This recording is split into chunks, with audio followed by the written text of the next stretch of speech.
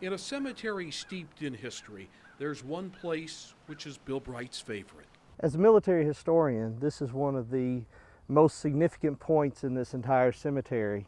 It represents one family story, but a significant piece of history in just a matter of a few feet.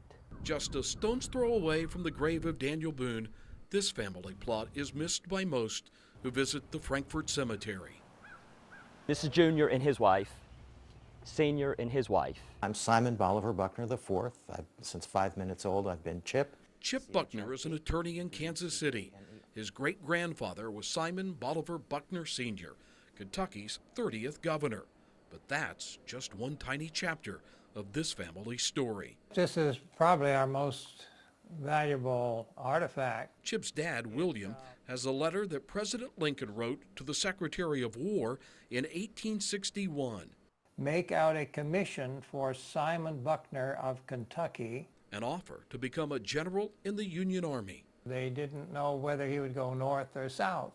Simon Bolivar Buckner became a Confederate general, primarily because of slavery, according to Kentucky's military historian. He felt that the states had the right to serve in the way they wanted to, and that the federal government did not have the right to interfere. The general's Civil War revolver and 2 swords, A model 1850 staff officer's saber. remain in the family's collection in Kansas City. Wouldn't take anything for them. This is one of the more unique pieces in our Civil War collection. In Frankfort, the Kentucky Historical Society has the cape General Buckner made from a bear he killed.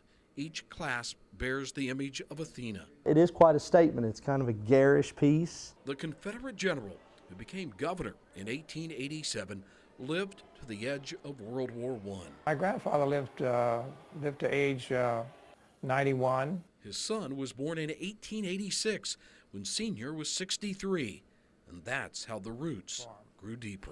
My father, Simon Bolivar Buckner Jr. William's dad, Chip's grandfather, was commander of the 10th Army during World War II. He commanded the biggest battle in the Pacific, the landing on Okinawa. He died on a hilltop while overlooking the front lines. He was killed by enemy artillery fire on the 18th of June, 1945. That made him the highest ranking American combat officer killed during the war. General Buckner served his country in a war of jet fighters and atomic bombs, 8 decades after his father fought against the Union in a war of horses and shoulder-to-shoulder combat. 2 completely different areas, 2 completely different types of war, and all in one family, and all in one generation.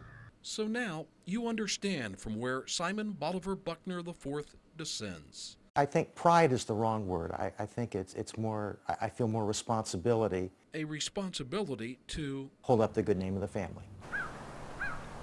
As another Memorial Day nears, if you are in a cemetery, take the time to look around to see the sacrifices. Cemetery is a very personal thing.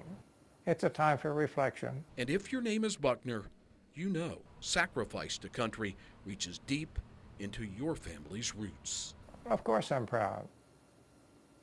Of course. With photographers Brandy Fallbush and Andy Pollard, I'm Greg Stottlemyre on Kentucky's Backroads.